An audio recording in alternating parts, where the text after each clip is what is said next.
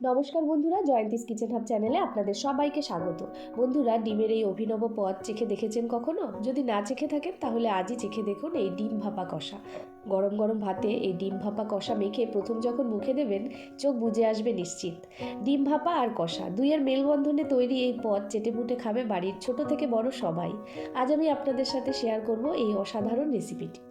তাহলে চলুন শুরু করা যাক। রেসিপিটি শুরু করার জন্য একটা পাত্রে আমি 8 থেকে 10টা ডিম ফাটিয়ে নিয়েছি। তার মধ্যে সামান্য লঙ্কার গুঁড়ো আর সামান্য একটু লবণ দিতে হবে, দিয়ে ফেটিয়ে নিতে হবে। ফেটানো ডিমটাকে এদিকে একটা টিফিন বক্সের মধ্যে ভালো করে তেল ব্রাশ করে নিতে হবে। তারপর ওই ফেটানো ডিমটাকে টিফিন বক্সের মধ্যে ঢেলে দিতে হবে। কড়াইতে স্ট্যান্ড বসিয়ে জল গরম বসিয়ে দিয়েছি। এরপর স্ট্যান্ডের উপর ওই টিফিন বক্সটাকে এমনভাবে বসাতে হবে যাতে জলটা যেন টিফিন বক্সের নিচ পর্যন্ত ঠেকে থাকে, এর থেকে যেন বেশি না হয়। তারপর কড়াইয়ের ঢাকনাটা বন্ধ করে 10 থেকে 15 মিনিট মিডিয়াম আঁচে ডিমটাকে ভাপাতে দিতে হবে। তাহলেই রেডি ডিম ভাপা। একটা চাকু বা কাঠি ঢুকিয়ে দেখে নেবেন যে ভেতরে কাঁচা ভাব আছে কিনা। যদি কাঁচা ভাব থাকে তাহলে আরেকটু ভাপিয়ে নিতে হবে।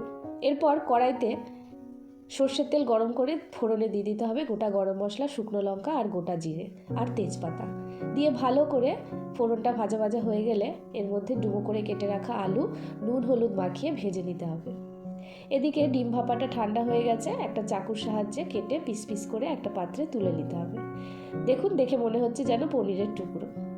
এদিকে আলু ভাজা হয়ে গেছে, আলুটাকে তুলে নিয়েছি। আর পেঁয়াজ আর রসুন এদিকে পেস্ট বানিয়ে নিতে হবে। আলু ভাজা তেলের মধ্যে দিয়ে দিতে হবে ওই পেঁয়াজ আর রসুনের পেস্টটা।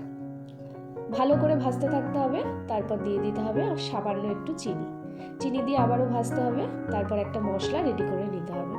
মশলাটার মধ্যে দিতে হবে আদা বাটা, লঙ্কা বাটা, জিরে গুঁড়ো, ধনে গুঁড়ো আর নুন হলুদ দিয়ে জল দিয়ে মশলাটাকে রেডি করে নিতে হবে। মশলাটা দিয়ে ভালো করে কষতে থাকতে হবে। তারপর দিয়ে দিতে হবে ফেটানো টক দই। আপনারা চাইলে টমেটো কুচিও এর সাথে অ্যাড করতে পারেন। ভালো করে কষানো হয়ে গেলে তার মধ্যে দিয়ে দিতে হবে ভেজে রাখা আলু দিয়ে আবারও বেশ কিছুক্ষণ কষিয়ে দিয়ে দিতে হবে জল দিয়ে বেশ কিছুক্ষণ ফুটিয়ে তার মধ্যে কেটে রাখা ডিমগুলো দিয়ে দিতে হবে।